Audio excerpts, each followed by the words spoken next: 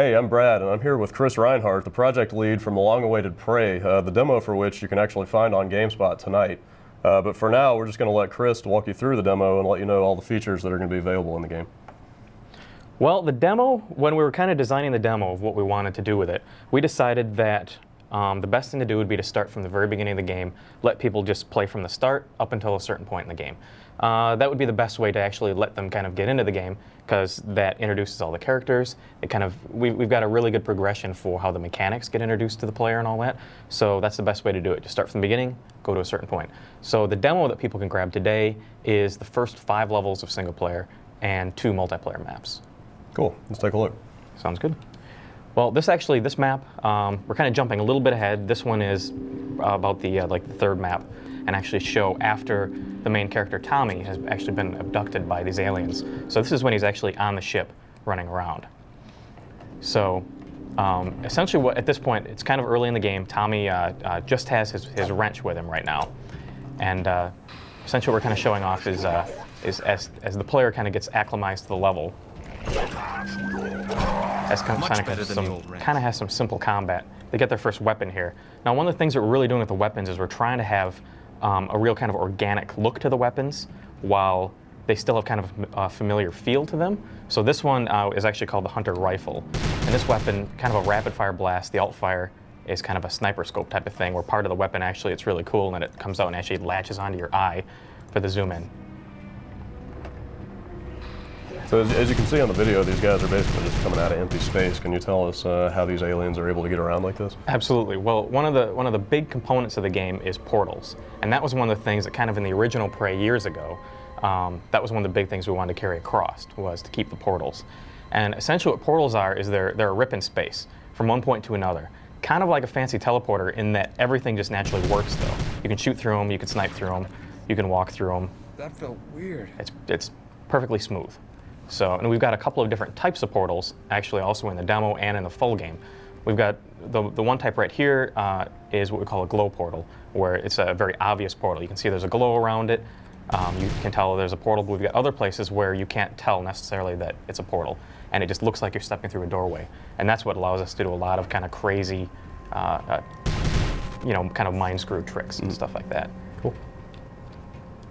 Tommy has various ways to interact with the environment, such as like in this case when he turned off a force field. Actually, this is really cool here. One thing that we wanted to do was we wanted some way to have the player know that they're still near Earth.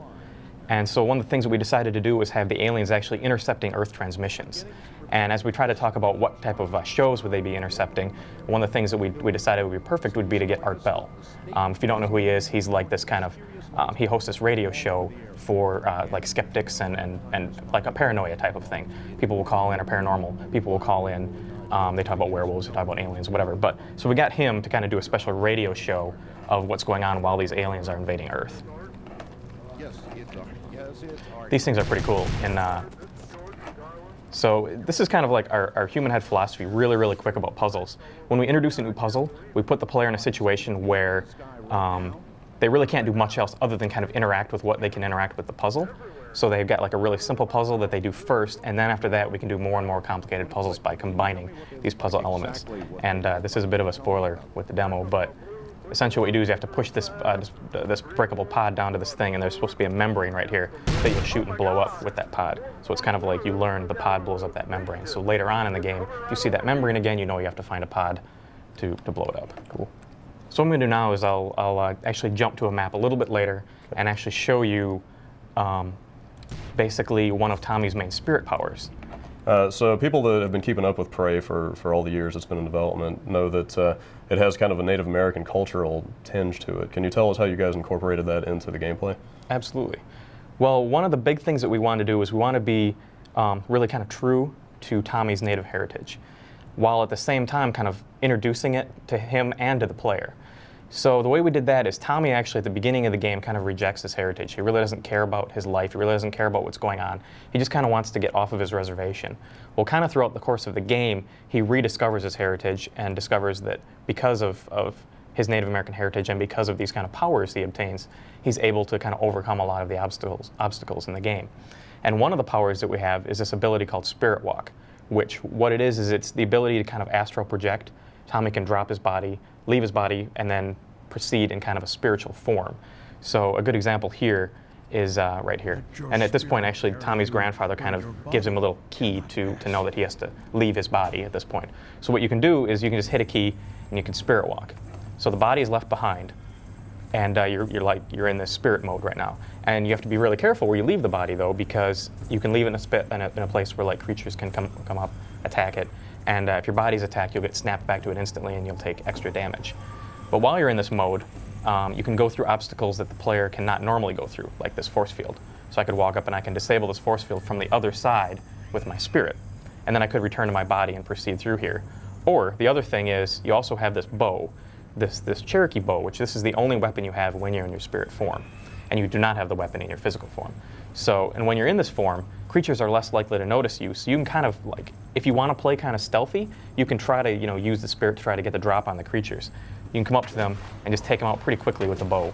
It's a really powerful weapon, but it's got kind of a limited use. So while you're in the spirit walk mode, your body is unprotected. Will the enemies actually attack your physical form? Will that pull you out of the spirit walk? Yep, they will. Yeah, if you leave your body, they'll try to attack it. If they can't get to your body, after a little while, they'll kind of discover your spirit form and they'll attack your spirit form. And one of the things that we do is because your spirit form doesn't have any health, you have your spirit power. So if you get damaged, you actually will lose spirit power. And when you run out of spirit power, you don't get snapped back to your body. What happens is you lose the ability to use your bow. So you're essentially, you cannot attack at that point.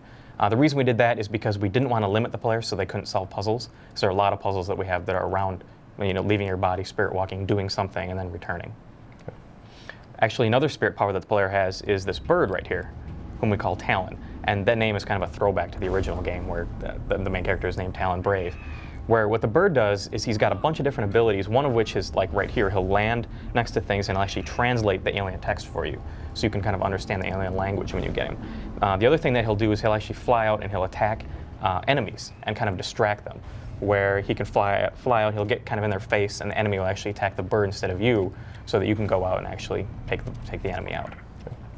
You guys are also actually doing some interesting stuff with the death mechanics in this game that are kind of based on the Native American thing. Can you tell us how that's going to work? Sure, actually I can show you. Let me just kick to I'll just kill myself.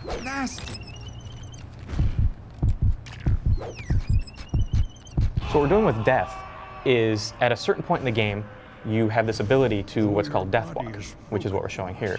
And what this is when you death walk, you, instead of like game over, you're done, you actually go to kind of this little underworld realm and you have to fight to earn your way back.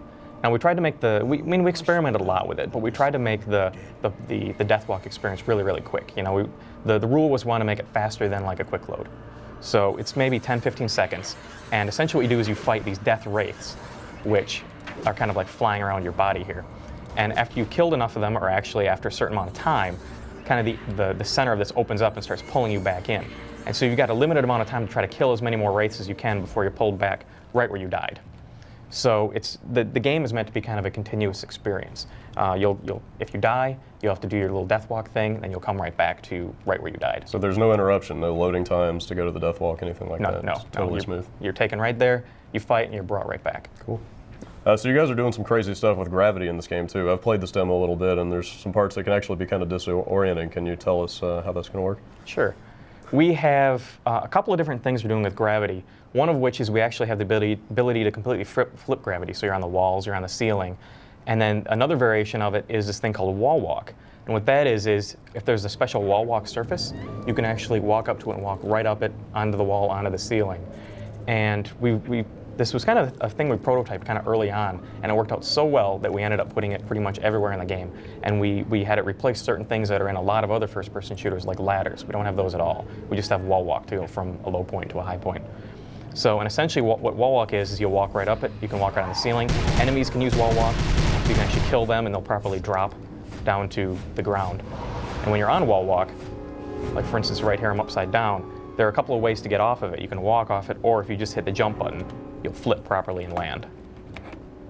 And that's one of the things that we use that everywhere throughout the game. And similar to like the thing I mentioned before about puzzles, where we kind of introduce it in a simple way, we do that with wall walk, and then that becomes another tool that we can use to make more and more complicated puzzles by combining wall walk with spirit walk, or wall walk with portals, or wall walk with other gravity things. Just a lot of really complicated, interesting, unique experiences. Right. And as you said, the enemies can use it too, so you might be fighting like a guy on the ceiling at one point, or... Totally, yeah, there's a lot of that in the game. So you never know where the enemies are going to be coming from. Yep, they'll be on the ceiling, they'll be on the walls, you'll be on the ceiling, they'll be on the floor. It sounds really disorienting, Very but confusing. we introduce it in a slow enough manner where people will, I think they'll really get it. Right. And so you guys also have a multiplayer component in this demo. Can you tell us if these features like the spirit powers, the wall walking, are those going to show up in the multiplayer maps? Yeah, every single one of them with the exception of Death Walk. We wanted people to just die and come right back in to continue playing. But all those features are featured in the multiplayer, and actually we kind of, like I was telling you earlier today, actually, we really kind of like focus on one feature at a time. So we've got like a level that's mostly spirit walk. We've got a level that's mostly wall walk. We've got one that focuses on kind of on the vehicles and stuff like that. Cool. And so you can find this demo in just a few short hours on GameSpot. Chris, thanks for stopping by. Thank you. Thanks, and keep your eyes open for Prey.